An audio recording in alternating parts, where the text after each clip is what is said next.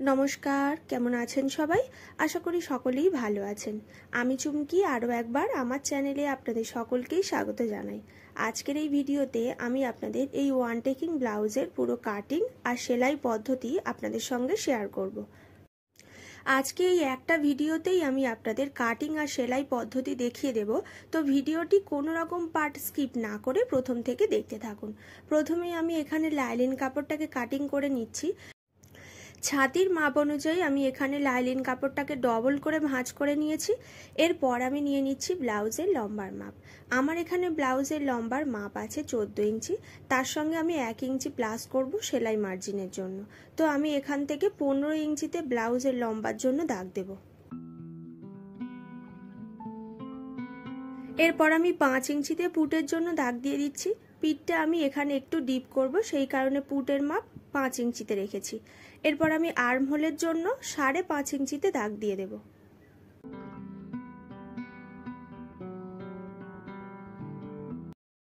এরপরে নিয়ে নেব ছাতির 4 ভাগ। ছাতি আছে 36, তার 4 ভাগের 1 ভাগ হচ্ছে 9, তার সঙ্গে আরো 1.5 ইঞ্চি এক্সট্রা মার্জিন রাখবো।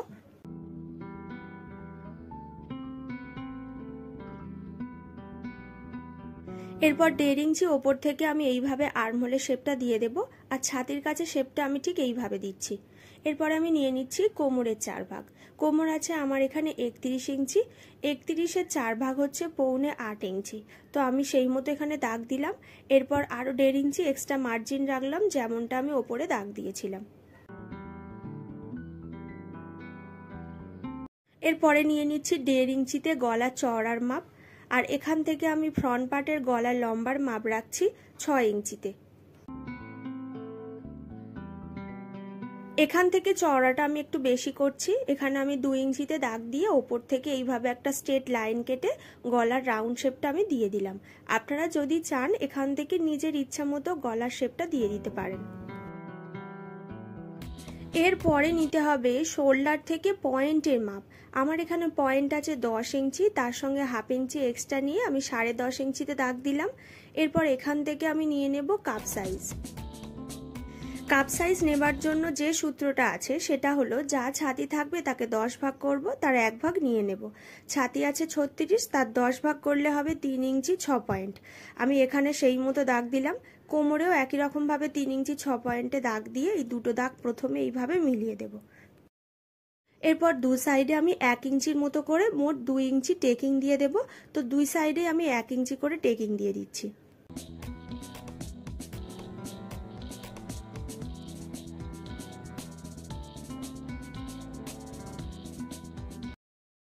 এরপর পয়েন্ট থেকে টেকিং এর দাগটা ঠিক এইভাবে দিয়ে দিতে হবে। এখানে একটা জিনিস লক্ষ্য করুন, টেকিং দেওয়ার ফলে কিন্তু 2 ইঞ্চি কাপড় এখান থেকে আমার কমে যাবে। তো সেই কারণে কোমরের সাইড থেকে আরো 2 ইঞ্চি এখান থেকে আমি বাড়িয়ে নিলাম। আপনারা যারা যারা অলরেডি আমার চ্যানেলটিকে সাবস্ক্রাইব করেছেন তাদের অসংখ্য ধন্যবাদ জানাই। অবশ্যই কিন্তু কমেন্ট করে জানাবেন আমার দেয়া ভিডিওগুলি আপনাদের কেমন লাগে। আর যারা এখনো পর্যন্ত চ্যানেলে নতুন আছেন তারা অবশ্যই চ্যানেলটি সাবস্ক্রাইব করে নেবেন। তো এখানে ফ্রন্ট পার্ট অনুযায়ী আমি ব্যাক পার্টের দাগগুলো ঠিক একই রকম ভাবেই দিয়ে দিচ্ছি।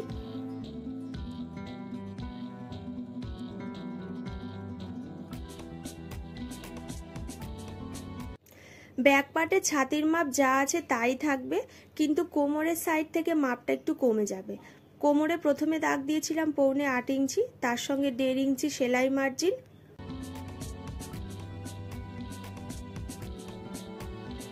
এরপর কোমরের কাছ থেকে শুধুমাত্র 1 ইঞ্চি আমি টেকিং এর জন্য বাড়িয়ে দাগ দেব।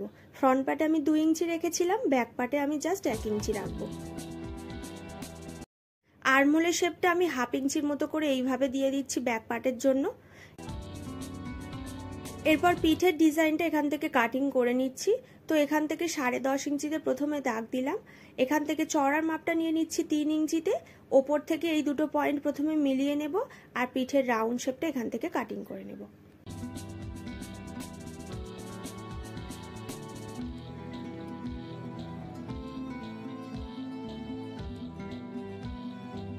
এরপরে চলে যাচ্ছি হাতার পাটে। হাতার পাট কাটিং করার জন্য লাইলিন কাপড়টাকে প্রথমে এইভাবে লম্বার মাপ নিয়ে একবার ডবল করে ভাঁজ করে নিতে হবে।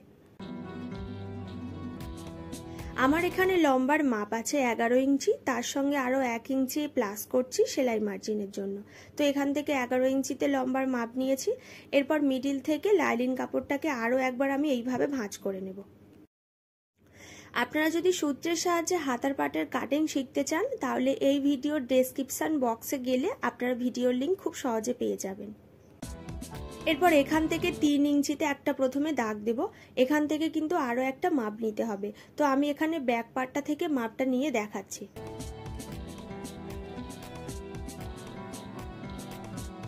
ছাতির মাপ নেওয়ার পরেও আমি 1.5 ইঞ্চি এক্সট্রা মার্জিন রেখেছিলাম। তো প্রথমে সেই 1.5 ইঞ্চিটা আমি আলাদা করে নিচ্ছি।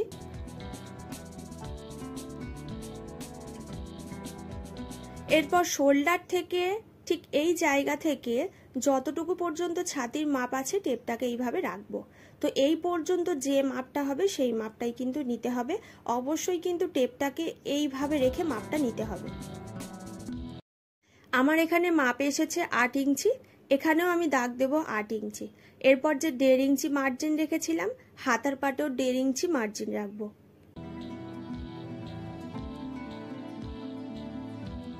মোহরির মাপ নিয়ে নিচ্ছি। মোহরি আছে 12, তার হাফ নিতে হবে। মোহরির হাফ হচ্ছে 6, তার সঙ্গে 1.5 ইঞ্চি সেলাই মার্জিন।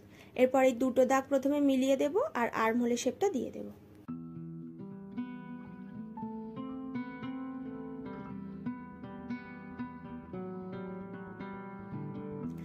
যেমন ভাবে আমি লাইলিন পার্ট কাটিং করেছি ঠিক তেমন ভাবেই মেন কাপড়ও আমি কাটিং করে নেব।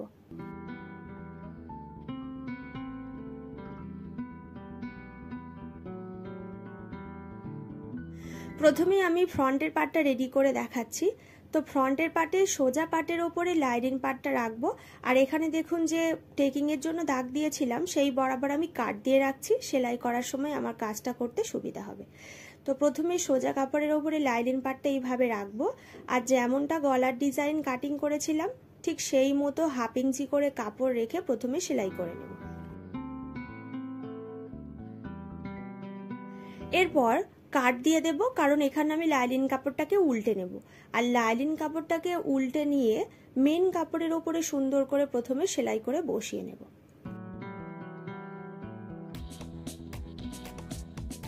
আপনারা যারা যারা এই মুহূর্তে ভিডিওটি দেখছেন তারা যদি এই ধরনের আরও নতুন নতুন ডিজাইনার ব্লাউজের কাটিং, চুড়িদারের কাটিং এই সমস্ত ভিডিওগুলি দেখতে চান তাহলে এই ভিডিওর ডেসক্রিপশন বক্সে গেলেই আপনারা ভিডিওর লিঙ্ক খুব সহজেই পেয়ে যাবেন।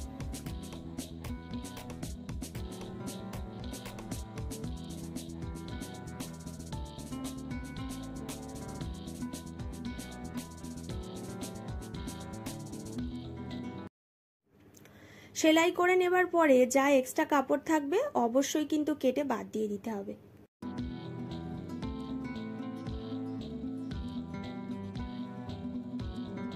এরপর ফ্রন্ট পার্টে যে আমি টেকিং এর জন্য 2 ইঞ্চি করে কাট দিয়ে রেখেছিলাম সেই কাট বরাবর আমি এখান থেকে 2 ইঞ্চি করে দুই সাইডে টেকিং দিয়ে দেব।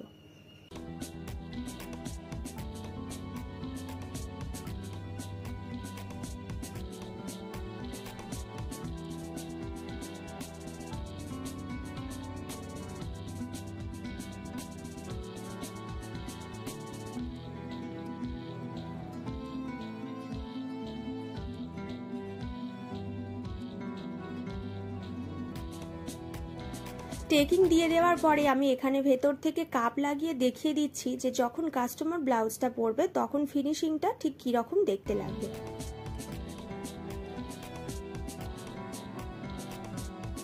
এরপর আমি কোমরের সাইড থেকে পট্টি লাগানোর জন্য 1.5 ইঞ্চির মতো চওড়া লাইলিন কাপড় লাগিয়ে নিচ্ছি।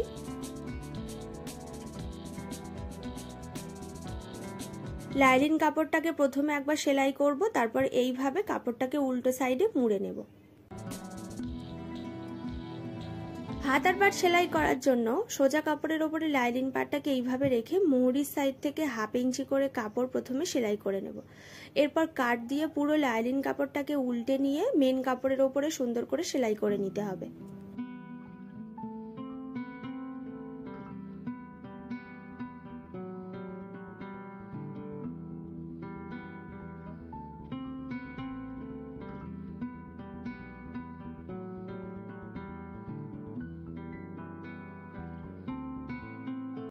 এরপর যা এক্সট্রা কাপড় থাকবে অবশ্যই কেটে বাদ দিয়ে দিতে হবে ফিনিশিংয়ের সঙ্গে।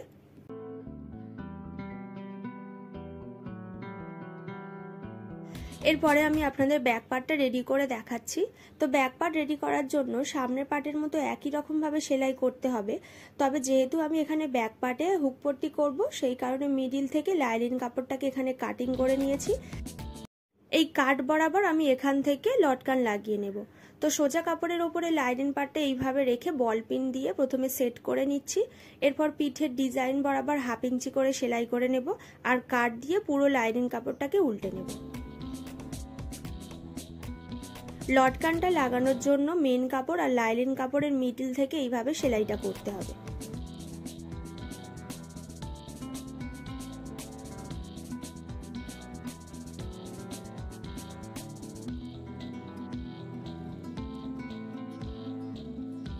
ফ্রন্ট পার্টে যেমন কাট দিয়েছিলাম ব্যাক পার্টেও কাট দিয়ে লাইলিন কাপড়টাকে উল্টে নেব।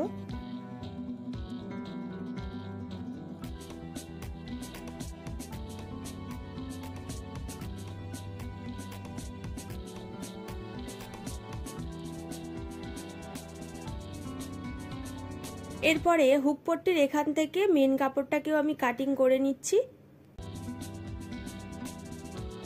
এরপর কোমরের সাইড থেকে আমি 1.5 ইঞ্চির মতো চওড়া পট্টি লাগিয়ে নেব আর পট্টি লাগিয়ে নেবার আগে অবশ্যই কিন্তু ব্যাক পার্টে 1 ইঞ্চি টেকিং দিয়ে দিতে হবে।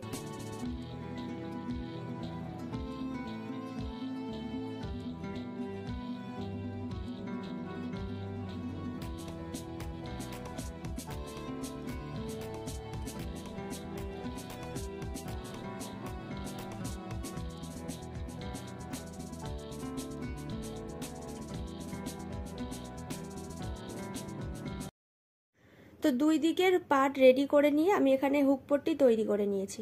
এরপর ফ্রন্ট পার্টটা এর ওপর সাইডে রেখে পুটের কাছে সেলাই করে নেব আর এরপর আমি হাতার পার্ট মিডিল থেকে জয়েন্ট করে নেব।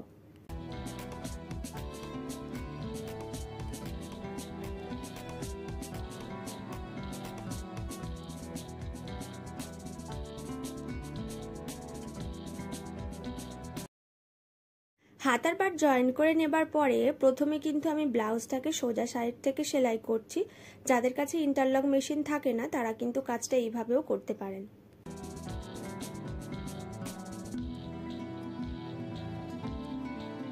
এরপর যা এক্সট্রা কাপড় থাকবে কেটে বাদ দিয়ে দিতে হবে।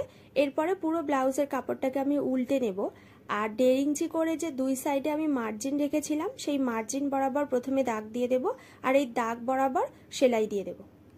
তো বন্ধুরা আজকের ভিডিওটি এইখানে শেষ করছি। দেখা হবে আবার নেক্সট ভিডিওতে নতুন কোনো ভিডিও নিয়ে।